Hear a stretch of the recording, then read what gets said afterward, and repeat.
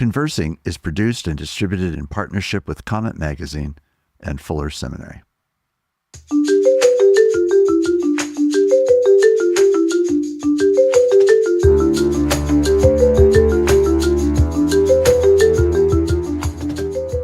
I'm Mark Labberton. Welcome to Conversing.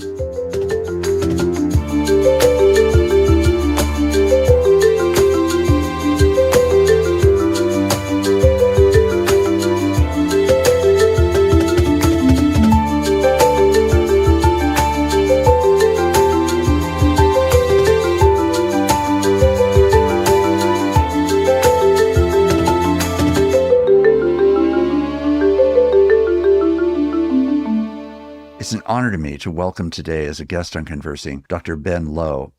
Ben is the executive director of an organization that is a Christian environmental organization called Rocha.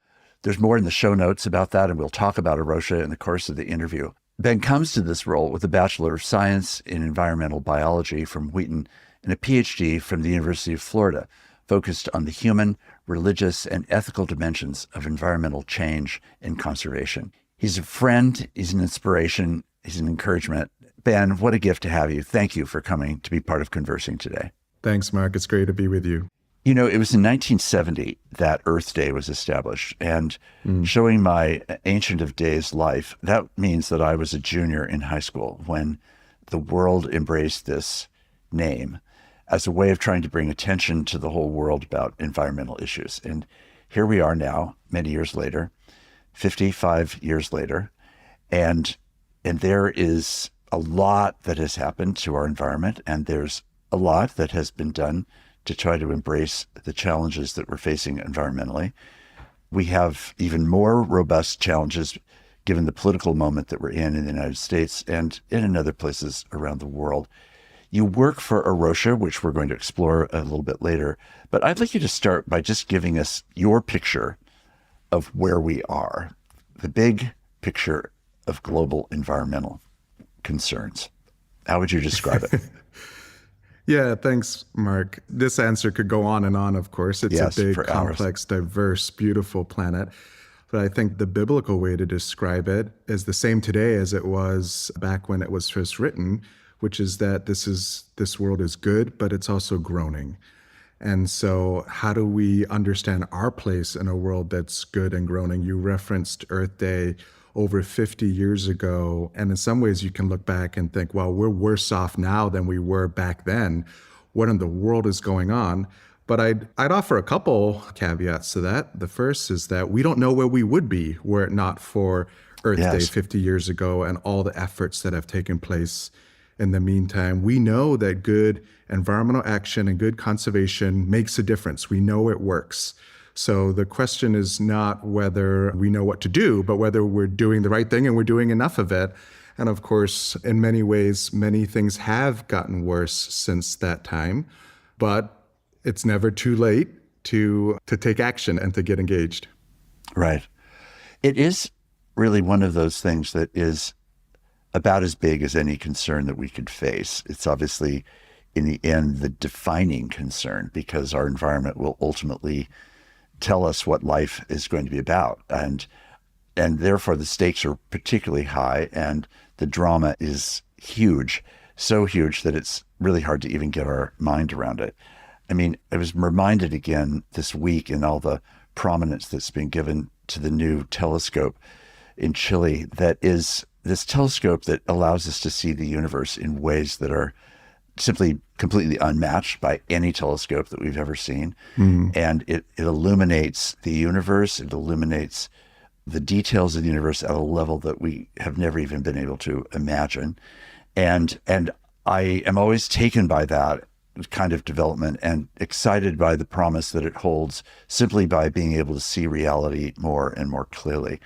But seeing the reality about our environment on this planet within that enormous cosmos seems still to be not so much a subject of scientific debate, but a subject of popular debate. And there are still signs, and sadly, often among Christians, of this tension between whether or not the environmental concerns that we have are truly human-made or largely humanly manufactured by the decisions that we've made about our environment, or whether it's something that's beyond our human narrative and really has more to do with some larger thing that's happening in the cosmos or in our galaxy or something else. Let's just jump into that particular thorny question. And I'd love to hear how you would talk about that. Yeah, sure. Well, in the last 20 years since I've been working on these issues, the science has gotten a lot more sophisticated and a lot clearer. 20 years ago, we already had a very general idea of what we were doing and the impacts that we were having on the planet. But in the last 20 years, we've gotten so much better, and science has gotten so much better at understanding the underlying drivers, as well as being able to predict what is going to happen next. And what we've seen on issues like global climate change, or on issues like the global extinction and biodiversity loss crisis, and other issues like pollution, what we've seen is the science has generally, by and large, been conservative. So we're experiencing right now, we're not talking about hypothetical issues anymore. We're talking about issues that many, if not all of us, are tangibly experiencing now, even in places like the United States. Yes. And so what we're seeing is that the science has been on the more conservative end of predictions, and things are moving faster, further, and at a greater scale and magnitude than we were hoping to be experiencing right now, which means that we're in a period of particular urgency when it comes to addressing the challenges that we're experiencing and both adapting to the changes that we're already on the hook for, as well as working to slow and reduce the scale of change so that we can hopefully prevent more of the worst impacts from taking root down the line. Right.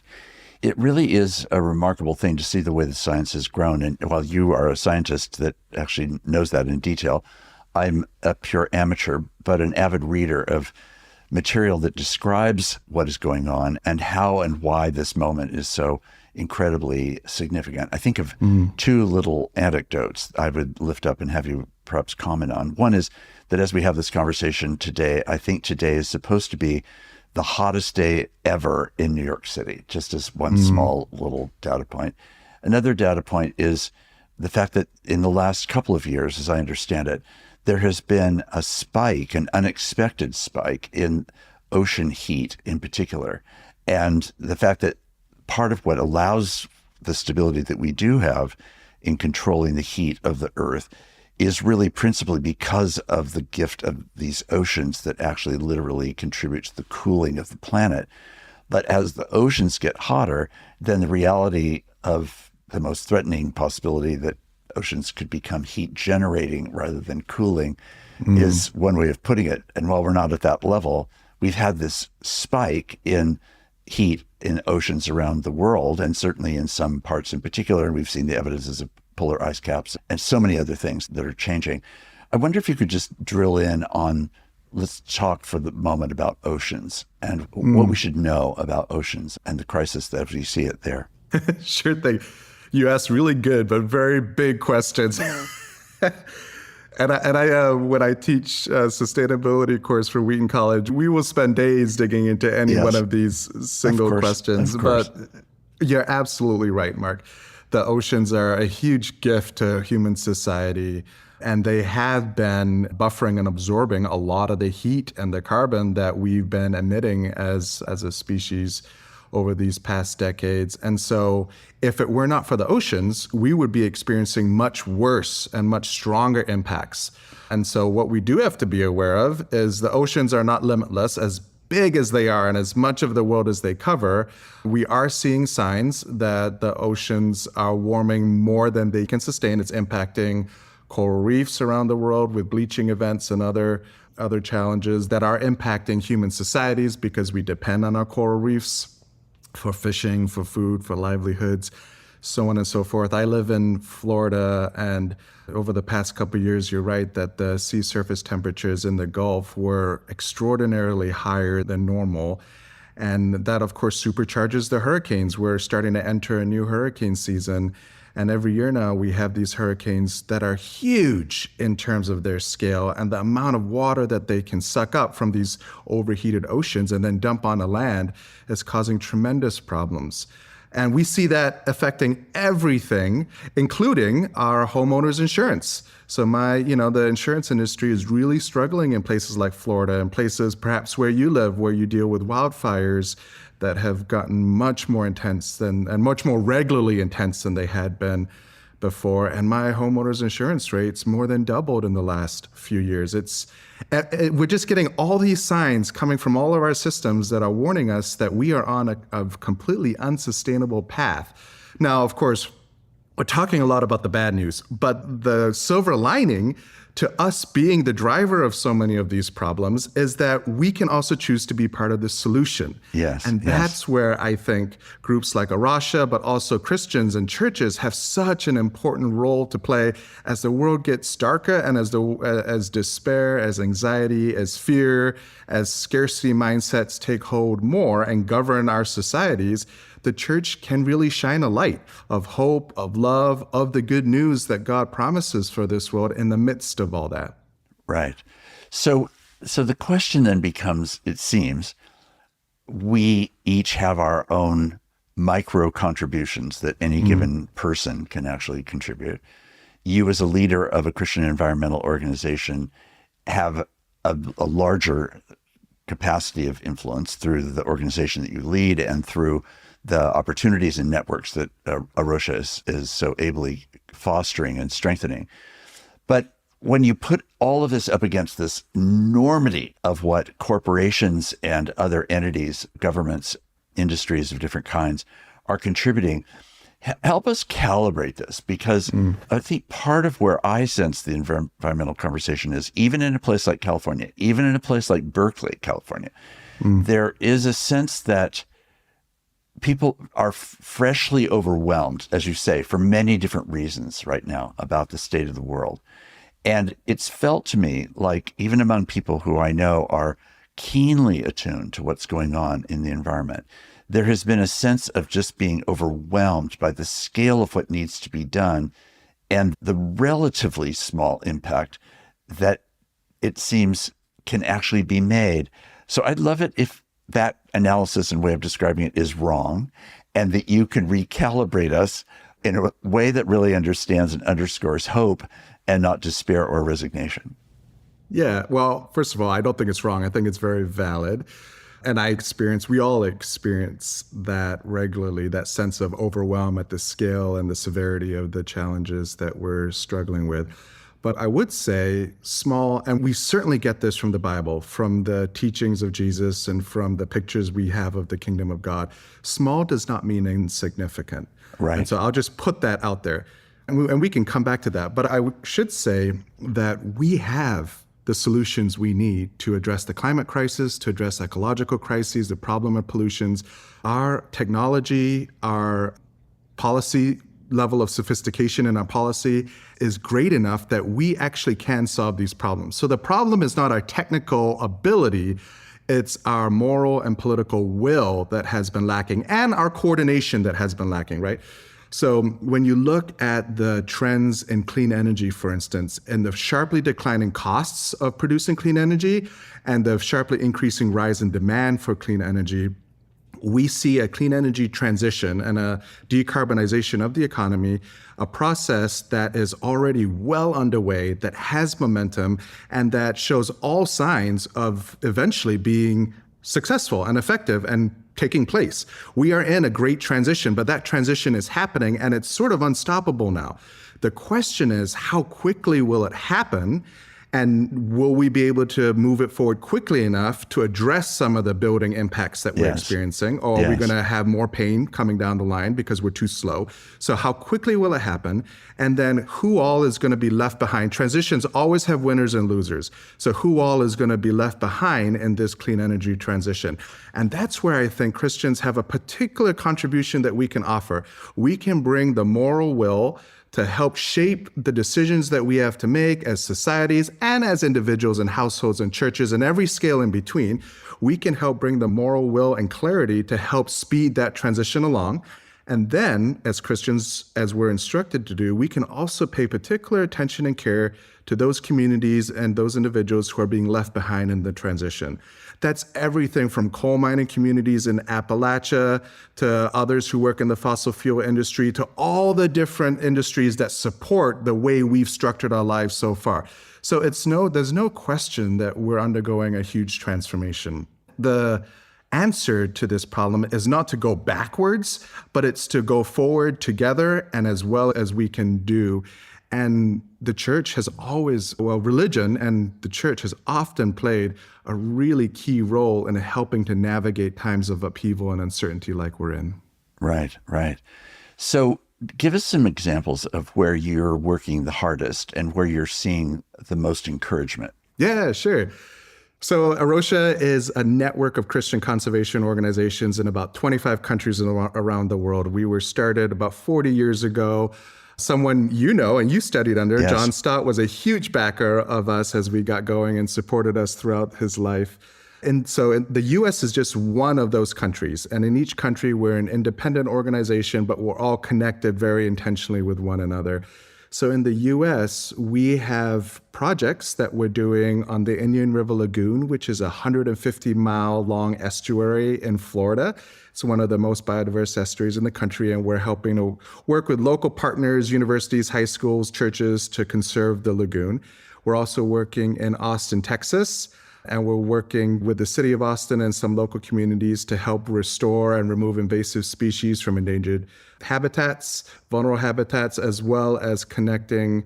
We have a lot of Spanish language programming in that part of the country that helps connect recent immigrants with the communities that they're living in and help them get to know their new places and learn the names of species and just feel more at home there. So all of those very local, place-based, but concrete, tangible signs of what it means to love our place and love our neighbor give me great encouragement and hope. Yes.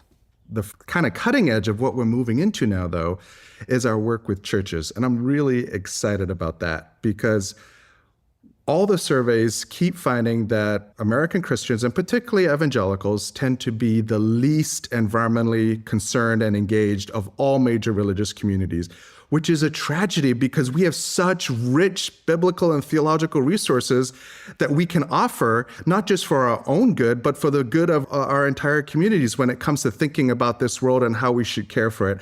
And we're totally neglecting that. It's been a blind spot. However, research that I've been part of and that others, including Pew, have published recently are showing that there is a shift happening with more and more Christians and churches becoming aware of the problems in God's world and feeling a concern about what's our role and how do we become part of the solutions.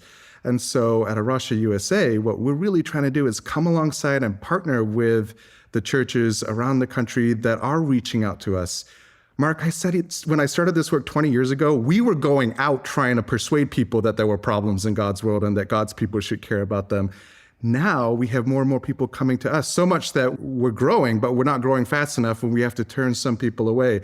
So my encouragement, my excitement in this new season for us is just that at Rocha, we never see ourselves as taking the place or the role of the church.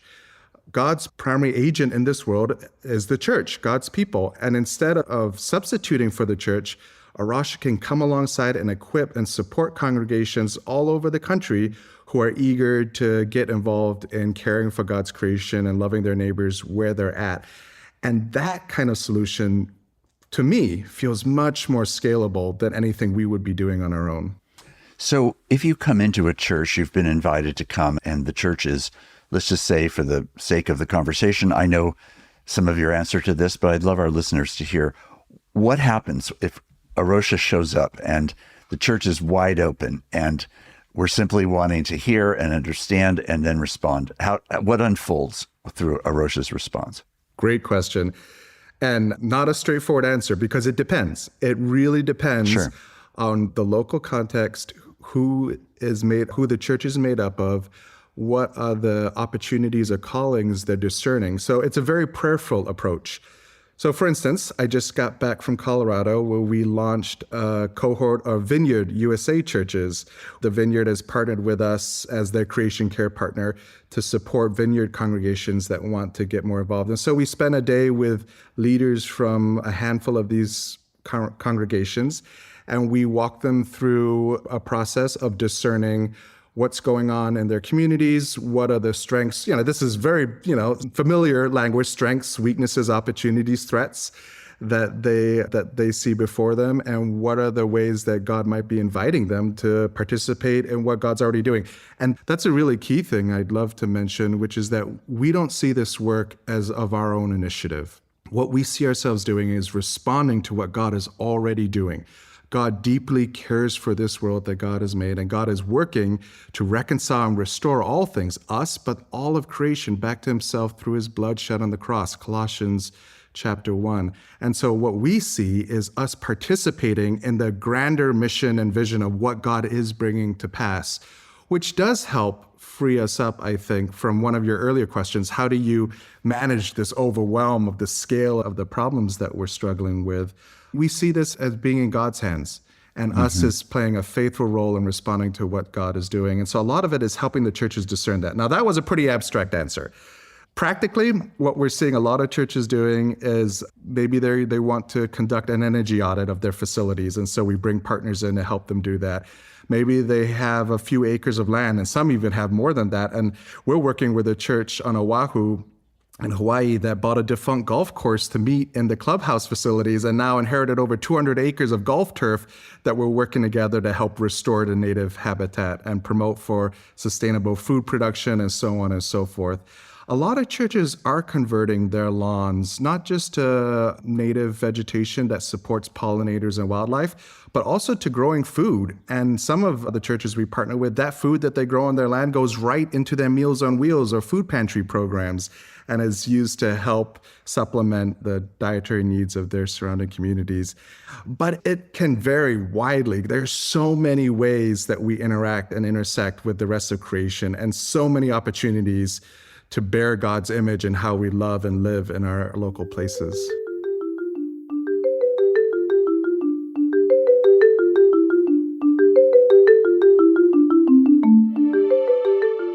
I'm Mark Labberton.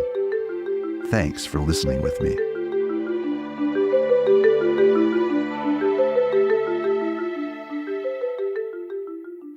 I think that we always live in this tension, don't we, between the one and the many. It's always the singular and the whole, and then everything in between. And the value of the one can never be overstated, because, in fact, I remember this time when I heard an interview with Mother Teresa on the BBC, when the BBC was rather cynically interviewing her and said, "But Mother Teresa, don't you feel like after all that you've done, it's just a drop in the ocean?" And she said, in a classic Mother Teresa-like way, "Well, some of us believe that the ocean is made up of drops." So it was a response to the one, right? And clearly, both as a Christian vocation and just simply as a human matter, I mean, an acknowledgement that we are finite and limited, and we are not omnipresent and not omniscient, but it doesn't therefore mean that the one doesn't matter. In fact, from a biblical point of view, the one always matters in a very profound way. And I appreciate your emphasis on that. And then we live in a world, more than this is part of the crisis, right? That we live in a world where we can see the many in a way that we've never been able to see it. I mentioned a minute ago this new telescope in Chile, and it's just an example of seeing literally the many of the billions of stars and galaxies that we can't even really get our mind around, but are there. And so in a world where the one has always been under threat to the tyranny of the many, now we live in an era where the many is magnified many, many, many more times than we would ever have imagined. And it can feel like if you don't work at super scale, then in fact, it feels like we are in a greater moment, psychologically, emotionally, and otherwise, of losing the needed emphasis on the singular, which could mean a community, not just an individual. It could mean a town, not just an area. It could mean a state. There is a sense of relative one and many that can be measured. The one can be measured in different ways. And I think what I've seen through Rocha's work is really this scaling in a local and very particular way, let's say, as you've just said, in a congregational moment, where it may start literally with an energy audit, but ultimately it builds up to being much, much more than that, if that's really actually the intention and desire, and not just letting it be the energy audit, which may do its own good, but which begs for more response than that. And that's part of what I think Rocha is trying to build up, is the capacity for that kind of scaling networking that actually cumulatively around the world, across all the several dozen countries that you're working in, and in any given nation, such as ours even. Yeah, well, I think on one hand, Mark, you're absolutely right that we have to, if we want to be effective in turning these problems around, we have to consider the problem of scale. These are massive global problems. In some way, we call them wicked problems. And by wicked, we mean they defy any easy diagnosis and simple, straightforward solution. So they're very complex. On the other hand, if we let that complexity overwhelm us and lead us into despair and we don't do anything, then it's self-defeating, right? Yes, yes. So this is why I'm so glad I get to do this work as a follower of Jesus, because it is a faith-building activity from beginning to end, and it's a relationship-building activity. I trust that the God who made this world, that the God who came down to be part of and to die and rise again from the dead for this world, is that committed. When we think of how much are we worth to God and how much is this world worth to God, it's worth God's life. And the God who gave his life for this world is going to see the rest of it to completion. So on one hand, I hold that faith. At the same time, though, I am trying to think about how can I be the best steward I can with the resources and the influence and the gifts that God has given me as a very finite individual. Part of the challenge, I think, in all of this is that humans have often not respected our boundaries and the finitude that we've been created in. We've tried to be like God.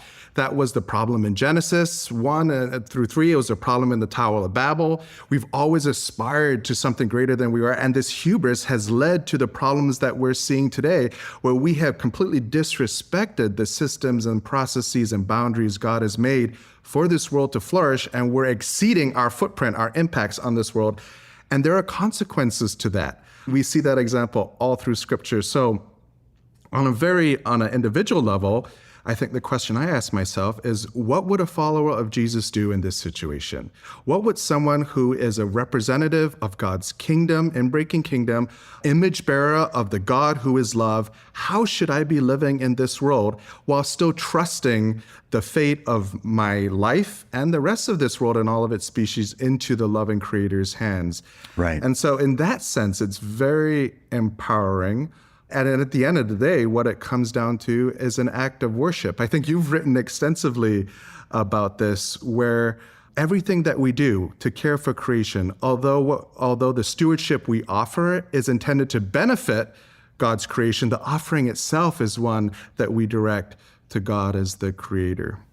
I just think what you're saying is really quite revolutionary. I remember on the Sunday before 9/11, I was preaching at Berkeley, and it would be the following Tuesday that 9/11 would occur. And the sermon series that I was beginning that Sunday was from the first question of the Heidelberg Catechism: what is our only comfort in life and in death?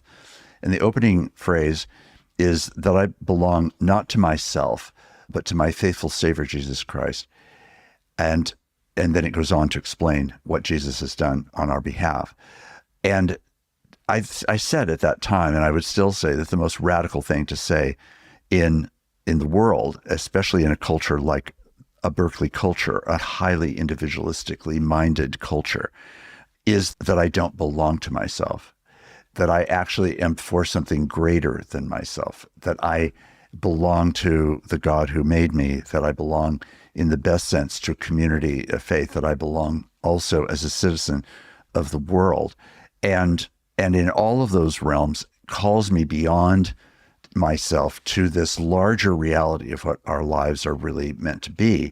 And I think what you're underscoring is a recovery of that kind of fundamental biblical theological assumption. One of the tyrannies to that theology, especially in the 20th century in the West and in the United States, has been driven by really a kind of question around eschatology, as you're aware. So obviously, eschatology refers to end time issues and what the Bible says about how all of this is going to culminate.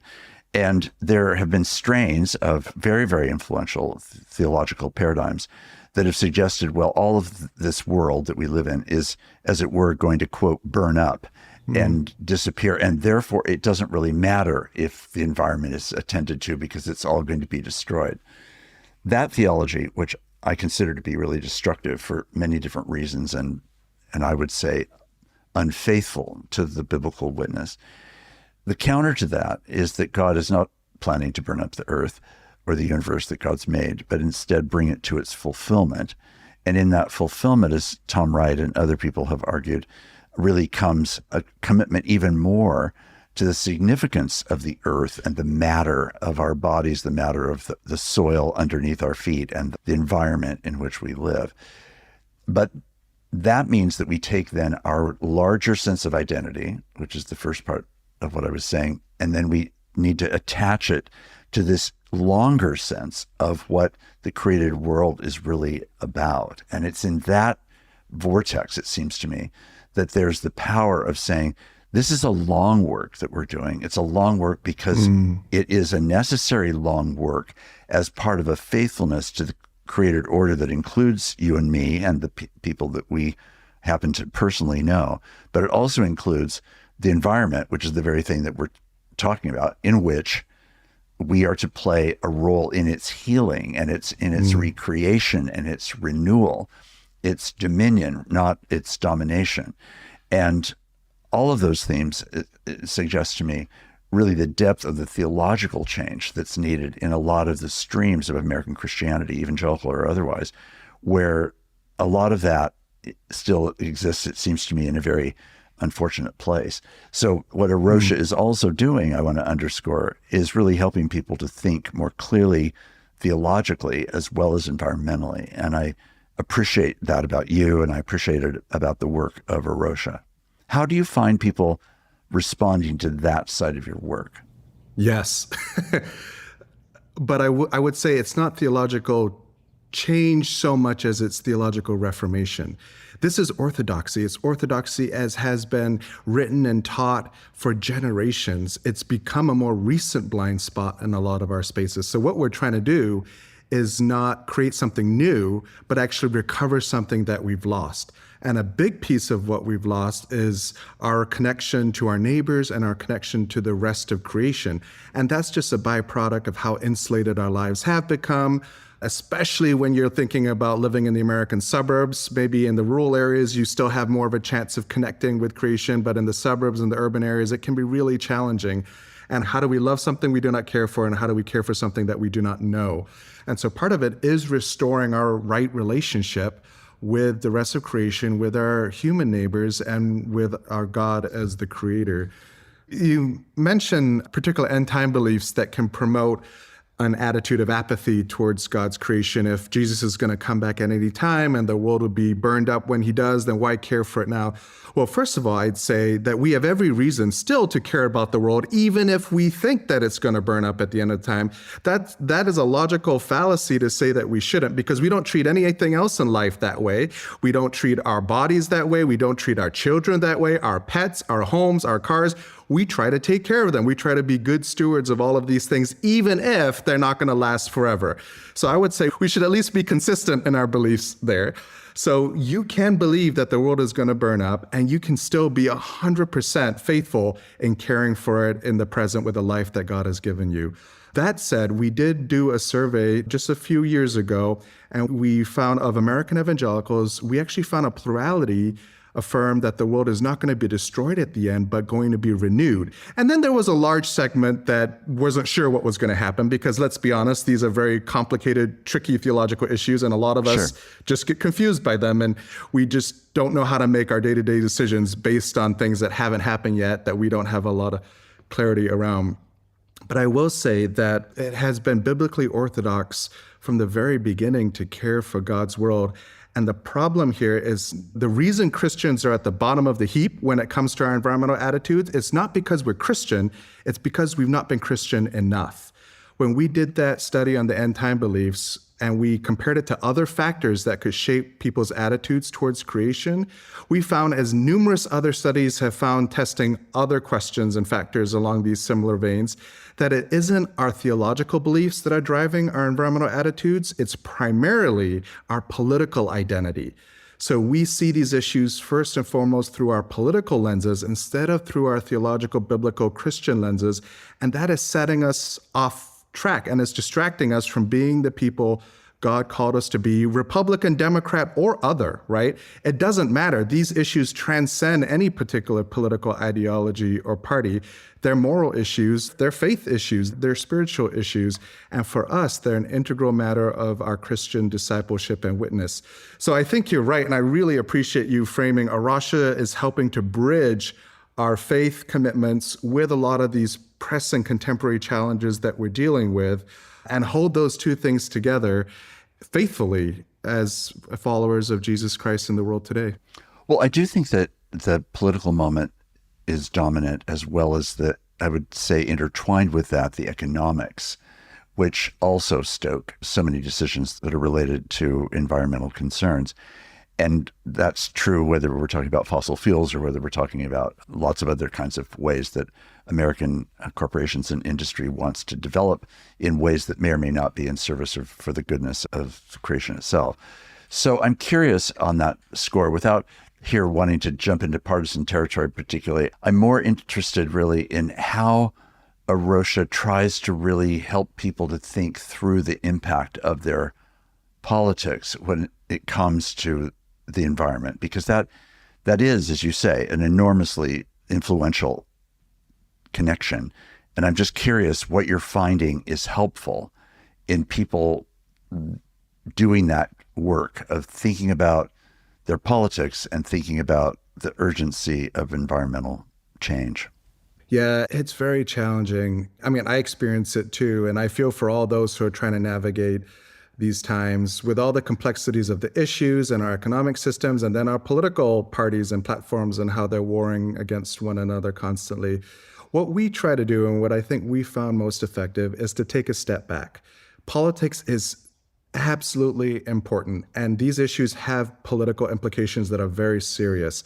But at the end of the day, they are first and foremost, as I shared a little bit ago already, religious, spiritual, theological opportunities and invitations. And so we try to start there. We try to say, all right, what does God call us to do as his people, as his image bearers in the world today? And then we try to make it local and practical. What could that look like in our lives, in our congregations, and in our communities? How can we show God's love in the places that God has placed us? Because these things get really messy, but the more local and the smaller you get, the easier it is to make some of these distinctions. And we think, okay, well, what we could do as a church, or let's say the youth group is lots of energy. Let's do a stream cleanup together. There's a stream that runs nearby the church in our neighborhood. Let's go and let's work with the community to help clean up all the trash that has piled up over the last couple of years in this stream. And then we do that. And as we do that, we get to know our human neighbors, and we get to know our other than human neighbors. We get to know the stream. We get to know the trees and the other creatures that we see in the stream. And as we do that, we develop relationships and bonds, and we care about them. And then we want to know what we can do to protect this stream. And then we start to think, well, what can we do to protect streams beyond this stream? And it kind of goes from there. Right. So I would summarize that as saying, look, we're all on a journey. We're not going to get there tomorrow, but we're not going to get there in anything in life tomorrow, right?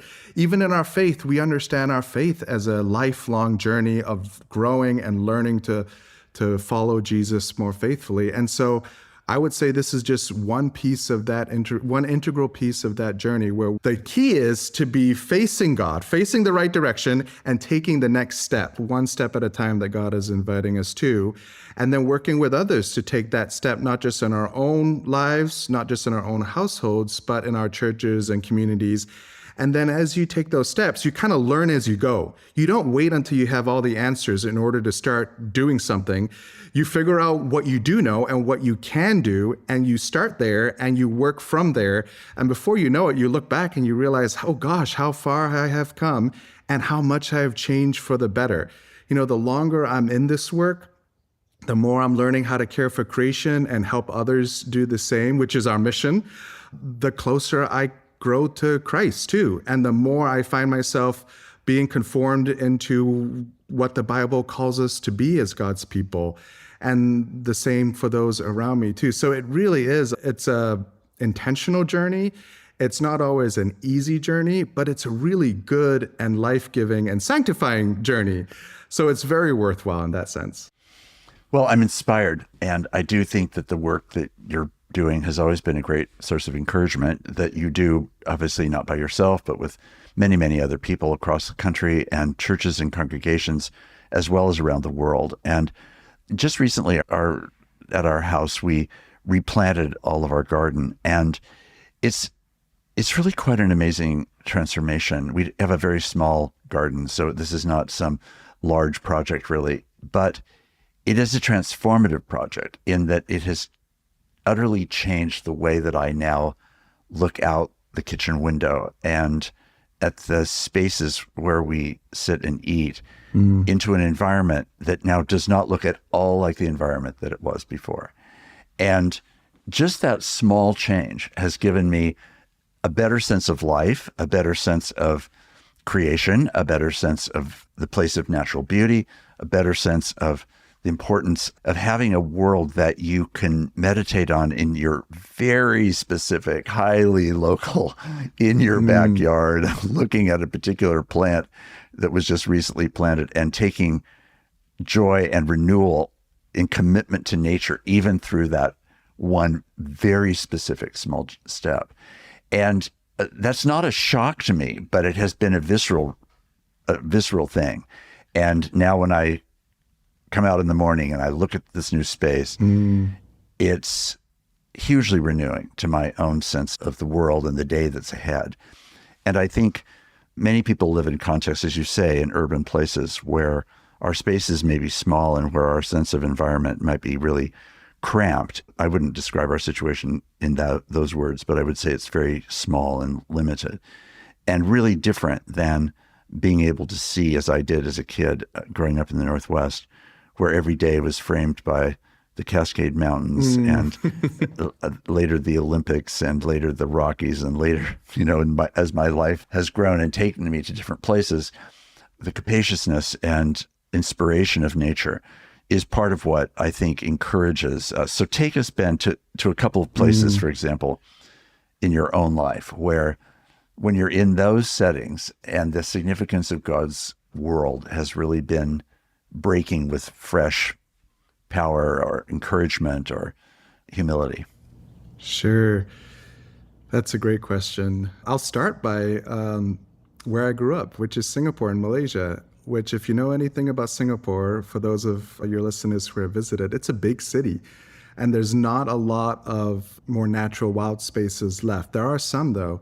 And even within the context of one of the world's biggest, one of these global cities, I was able to, because my parents didn't allow us to play video games. They kicked us out of the house when we had free time, which was a huge gift because then my brother and I ran around exploring all of these remnant rainforests. And when I visited my mom's village in Malaysia for holidays, we would explore the mud flats during low tides as the fishermen were bringing in their catch, and we'd sort through the catch with them, and they'd give us the things that they couldn't sell, and we'd make little ponds in the sand and try to keep them alive, and the ponds would cave in, and so we probably killed more than anything. But those are hugely formative experiences for me, and they happen within a very urban context where there was a lot of issues with pollution and other things. So it doesn't take, bless you for getting to grow up in the Pacific Northwest and in some of those great, beautiful places, but it can happen in even the smaller spaces as well. Yes. One place that I find very life-giving these days is every year I get to go teach for Wheaton College, and they have an environmental sustainability certificate program, and the courses for that start out in their field station in the Haisapa, the Black Hills of South Dakota. So I'm coming back after having been there with this group of students for a couple of weeks. And that's always such a life-giving time because it gives me a retreat from my day-to-day. It puts me in a new place, surrounded by forest and all these creatures that I don't get to see very often. And what I've found it does for me, it does a couple things, at least. I'm sure it does much more that I don't understand. But one thing it does for me is it takes me out of myself. It takes me out of myself and puts me in a world where there are more things that were created by God, not just by humans around me. And that helps me remember God. And that helps me as I look at the rocks and the trees and things that have existed long before I was on this earth. I remember, I think it brings that sense of humility and the proper scale for myself, right? As I look up at the stars in the sky. Which I didn't see growing up in Singapore because of all of the light pollution, but I can see in the Black Hills. And so it helps me to remember that God is at the center of this world, not me, not our species, and that following God is the path to life and renewal and flourishing for all of creation. The second thing it does for me is it helps remind me of all the good in this world that there is left to protect. I know we've lost so much. I grieve that. I feel that I do this work because I care about creation, but of course, a lot of the time I'm up front and close with a lot of the more painful losses that we're seeing of degraded ecosystems and lost species and pollution and human and natural suffering. And so being able to step out into a national forest and breathe the air and smell the ponderosa pines and the sage and the juniper berries and everything else, and to listen to the creek flowing and the birds calling, it reminds me that although we've lost so much and although we've done so much damage, there is still so much good in this world worth protecting. Ben, that's a perfect way to conclude our conversation. Thank you for the work that you're doing with Rocha. I just want to say, on behalf of all of us, and especially Christian people who are influenced by Rocha's ministry now and hopefully will be in the future, that the work that you're doing is really, I would say, essential to our long-term survivability and to the thriving of the church as the church and human beings as human beings and the natural environment as the natural environment. And I consider it an honor to know you and a gift to me and a great encouragement about somebody who is leaning in to one of the most important, urgent crises of our day and doing it with the kind of hope and faithfulness that you display. So thank you very, very much for being here today. Oh, thank you, Mark. It's a gift and a privilege to get to do this work with God and one another. And I'm very grateful for you and all your support and encouragement of our efforts over the years.